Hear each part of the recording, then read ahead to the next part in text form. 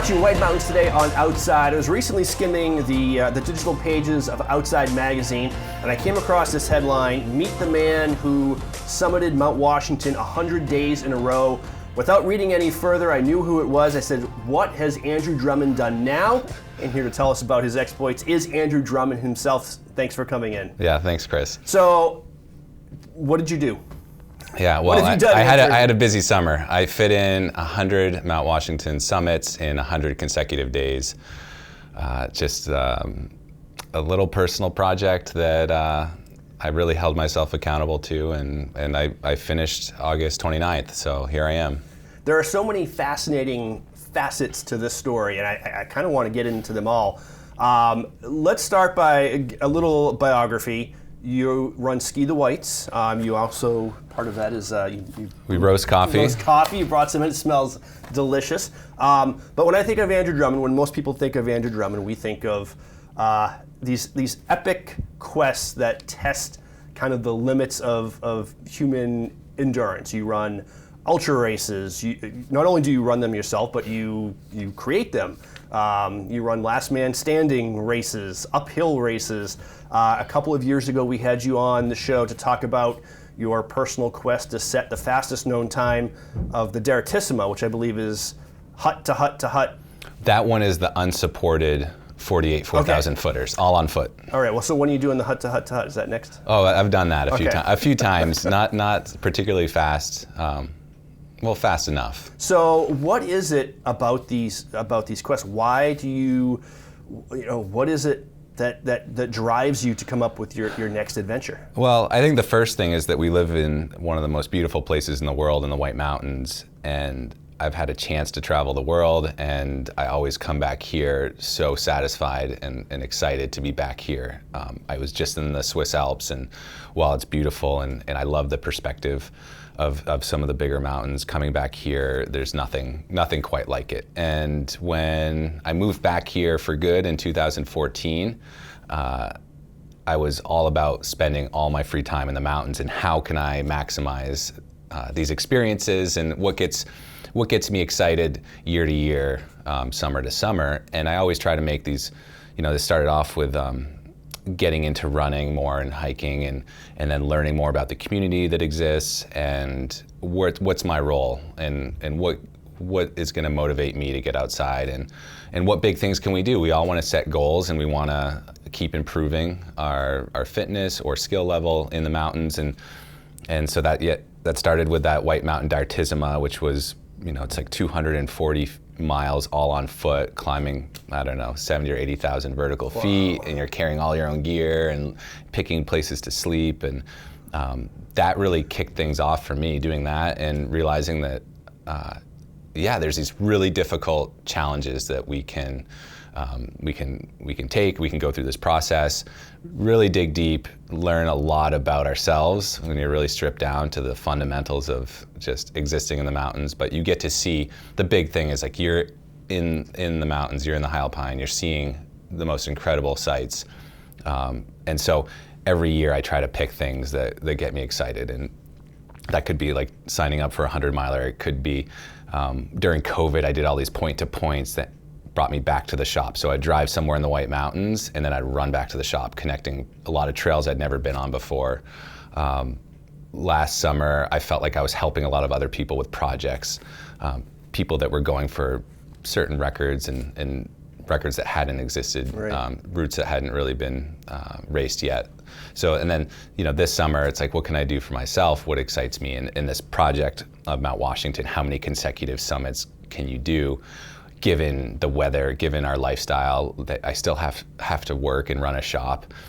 So it seemed really appealing to me. And then the experimental side of it, what happens to you physically, and then what sort of weather phenomenon are you gonna see along the way? So this all started with a conversation with a friend, Todd Nappy, who had just finished his 200th summit last summer. And that's, since he's been tracking, him and his other friend, Chris Daly, are now, they're above 250 summits of Washington. Wow.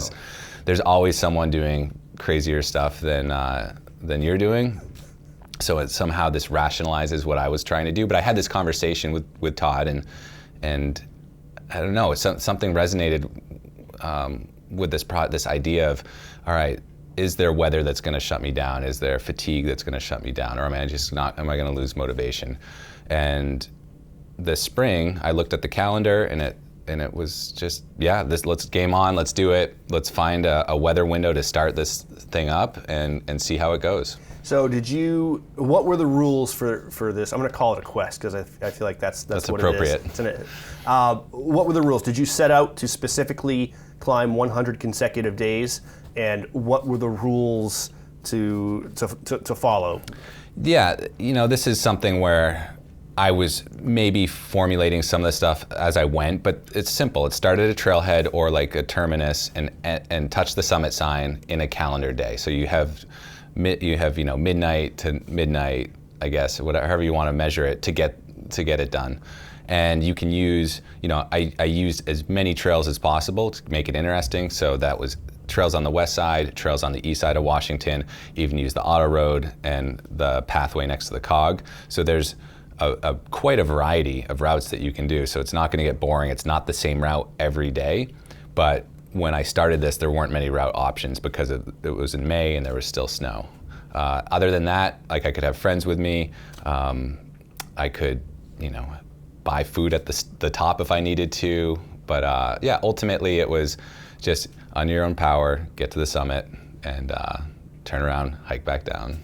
All right. What were the most difficult parts? Were there days where you thought maybe it's going to end today, or maybe it's time to call it quits? Well, there's a couple instances where I questioned everything I was doing. The most notable was probably when I fell. I slipped and fell I fell a lot on this. It was an incredibly wet summer. The rocks were wet most days, and they don't make shoes that really stick on some of these rocks, not yet. Deco feet. And I would fall and I'd get up and I'd get some scratches and stuff along the way. But one time I was going down the Nelson Crag Trail. It was actually a beautiful day, and I'm in the woods and I take a photo and just this green tunnel, and then I put my phone away, and then I start hiking again, and feet go right out from under me, put my hand down, pick it back up and look at it real quickly, and I can see this just big chunk, this flap. Ugh. And I immediately put my hand on it. I know it's not good. I know I need to get stitches for sure, but I also need to get it cleaned out. And so I put my hand on it, held it up, and then I had to hike down with my elbows to get down some of these steep sections, but then I lifted my hand and looked at it again. And yeah, sure enough, you can see this beautiful scar I have now. Oh, wow. But I had to go to the emergency room, get a bunch of stitches, 20 something stitches, and I was like, is this it? Is this gonna be a showstopper? But the team at Memorial took care of me. I was in and out. I feel like in record time. Just like a pit stop. Yeah, and wrapped it up and back on the trail the next day. So something like that, and that's like a huge message with hiking in the White Mountains, is that stuff happens. You can be the most experienced hiker, but when you're taking 1 million steps out there, you're bound to have a mishap, and there's so many opportunities for things to go wrong like that. Yep. If you're running down, it's called the rock pile. It's hard to get your footing, nail it every time, even the best of us. So being prepared for emergencies like that is incredibly important. So I always made sure in my kit to have some first aid stuff along with like in-reach satellite communication if I was out of cell service, and people knew my plans. Yep. So much data collected over 100 days. I mean, scientists value anything that comes from doing something over 100 consecutive days. There's just so much insight into everything from the ecology of the mountain to weather patterns to what wildlife you're seeing. What over the 100 days, let me ask you that, wildlife sightings, were there? Yeah. My highlights were a lot of moose early. Really? I felt like it was a good moose season. And then I saw a bobcat at night, which was probably a juvenile bobcat, just sitting on the side of the trail. I saw these two eyes just staring out at me, and I came up on it just real slow, and it just sat and watched me. Wow. And we just connected for a couple minutes, and then we both carried on our ways. I was able to, it didn't look like a traditional bobcat because it was a juvenile, but after looking at some photos I had, and I haven't seen any wildcats ever in my life on any sort of outdoor excursions. So that by far was the coolest thing. I mean, moose are always fun, but they just don't care that you're even there. Yeah. They just keep going on their way. But I saw, a calf, a moose calf, and its mom on one of the trails too, which was super cool. And then I don't know what else. In the drives in the morning, since it's usually sometime around 5, you'd see a lot of wildlife on the road too. Yeah. So moose, fox. But yeah. And what about people? If you go online and go to all the forums, people asking advice on hikes and which are the best hikes. You've basically covered. I don't know if there's any acre on this mountain you haven't stepped on now at this point. What are some of your takeaways in terms of I don't know, what were some of your favorite routes? Yeah, I mean, I spent most of my time on the Lionhead Trail and the Tuckerman Ravine Trail. They're the most accessible. It's 10-minute, 15-minute drive from the shop, and again, they're probably the most direct. But I mix it up as much as made sense. I found myself on the AT quite a bit that took me out, and I even, something like the Raymond Path was really fun. And that trail is like one of the oldest trails on Mount Washington, but it's the most indirect way to get to the summit because it takes you flat, side hilling. Oh, Squall's doing a little stretching. Squall's like, I've heard this story. Squall's out of camera, yeah, he's bored. But if you take the AT, the Old Jackson Road, I believe it's called, you take that towards the auto road, you almost get to the auto road, and then you've got the Raymond Path that cuts back. And whoever takes care of that trail does a phenomenal job. Wow. But it was just one of the few trails I'd never been on. I went into the Great Gulf, and I did the Wamsutta Trail, and I did the Chandler Brook Trail, Great Gulf Head Wall, and those are probably, again, the least traveled trails, but I think things like the Great Gulf Trail is probably one of my favorites. It's in the wilderness, away from people. You're at Spalding Pond there. That's beautiful in its own right. But then the climb up the Great Gulf, you're climbing up a waterfall, very hands-on, and then it turns to a little bit of a scree feel, and you pop right out like a half mile from the summit. So that, and then the other one would be Huntington. I just love the rock formations in Huntington, and sometimes we'd scramble off and do some fun alternative routes to get up. When you're trying to give yourself variety and something fun every time, there's days when, again, you're pressed for time or it's bad weather and you're going to stick to a route that makes sense. But when you have a longer day to play with and the weather lines up, then you try to extend your time up there because it is so beautiful. Did you learn anything? Is Andrew Drummond different today than he was prior to summiting 100 consecutive times? Yeah, I mean, I reflect back on the summer, and I didn't realize how I could be so motivated to get up early, get up before 5, get something done, even if the weather, July 12th was the notorious rainstorm we had, and the trail became a river, just pouring water.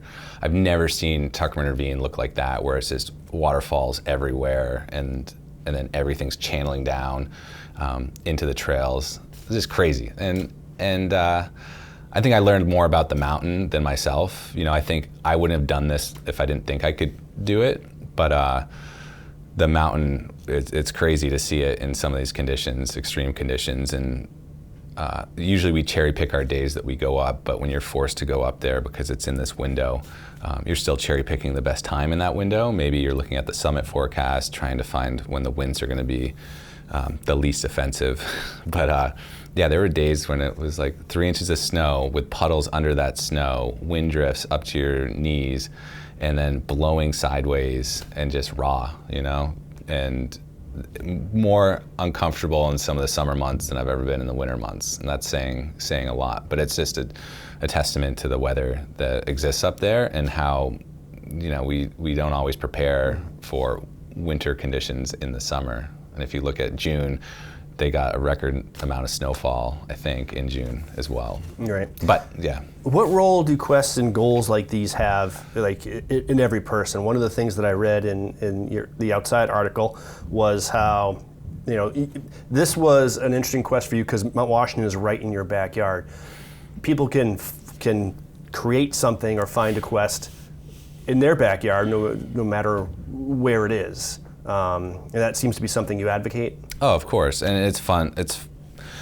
It can be at any level. I mean, I have a friend that he started to go to Lonesome Lake every day as like a little bit of inspiration from what I was doing. And it was something that was near, like close to him, easy enough for him to incorporate into his day. And I can't think of one hike or one day that I was out on Mount Washington that I didn't come back excited that I did it. You know, every day I got done with that, got back to my vehicle at the end of the day was perfect. I was like so satisfied and so happy that I got out. And everyone needs to figure out what motivates them and needs to spend more time outside. And, you know, and especially when we have accessibility to the mountains. And I used to live in Madison. Shakora was right by, and like Shakora would be a perfect place. And you know, lots of different route varieties, trails up there, and that's a place that, like, yeah, I would go and hike that as much as I could. But yeah, I'm not advocating necessarily the streaks, but I think that there's, you know, some of these takeaways is like, yeah, you can hold yourself accountable if you're like, hey, I'm gonna do something. That was part of me trying to do this and make it public. And, you know, I'd put it on Strava, I'd put it on social that I was doing this, and then, yeah, now I'm kind of, I gotta do it. People are checking in. Yep. As it went on, more and more people started following it, and people started coming out and joining me. So I had this accountability, and that's a good motivator. And then, yeah, the other part of the experiment is fitness. What does this do to your body? And I can say, like, it's probably not the best training for all the running and other things I like to do, but at the same time, I was able to still go and do like the Whitaker Woods Fun Run. I was able to do other mountain races and go do some of the group rides that we do. So I was able to maintain like a normal life, but as far as my body got beat up big time. I didn't really have that recovery period that you should take a day off here and there to really realize the fitness gains you can achieve from spending time hiking. Well, what's next for Andrew Drummond? Do you have something in store for the future? Any races you're either participating in, directing, or obviously winter's not too far around the corner, so Ski the Whites, I'm sure, is gearing up for that. Yeah, ski, bike, run, coffee. So if we're sticking with that's a good life right there. If we're sticking with running, we're hosting a backyard ultra, Bubba's Backyard Ultra. That's October 7th, 8th. Maybe 9th, we'll see. Should go into the 9th. The trail's really wet, but that's a last person standing format. This is I believe our 5th year. So we'll be, Monty McIndoe and myself host that at my parents' property in Conway. We have the Blackout Mountain Race November 4th at Cranmore. So that's a nighttime, it's at twilight, 5K, 10K.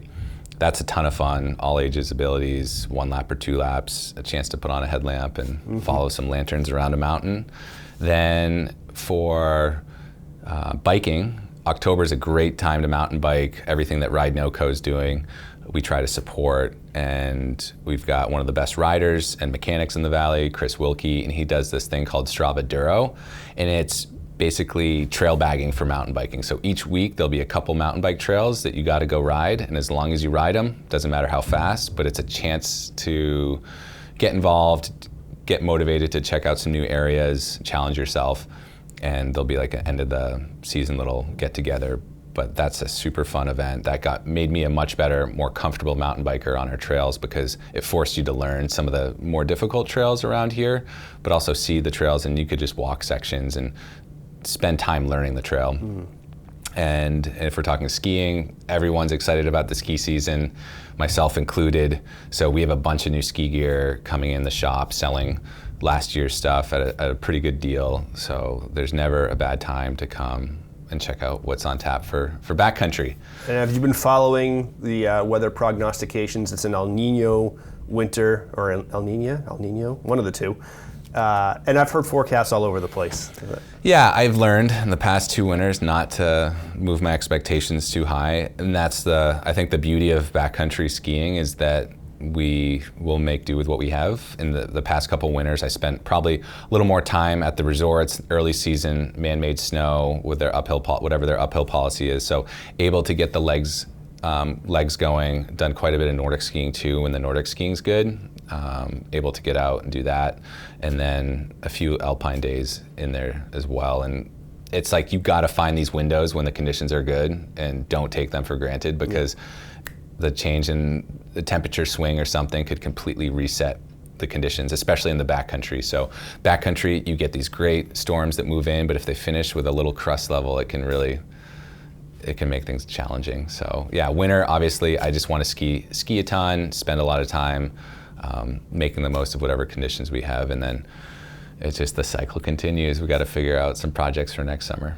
All right, Andrew Drummond, Ski the Weiss, congratulations on summiting Mount Washington 100 consecutive days this summer. Amazing feat, and of course we'll be following you to see what you do next. So you just look on outside online, and life is better with dogs too. Yeah, squall. We got a little you can add dogs to that. Communication Ski, happening bike, run, coffee, and dogs. Yeah. And that's life right there. Thank you so much for joining us. Thanks, You're Chris. watching Outside.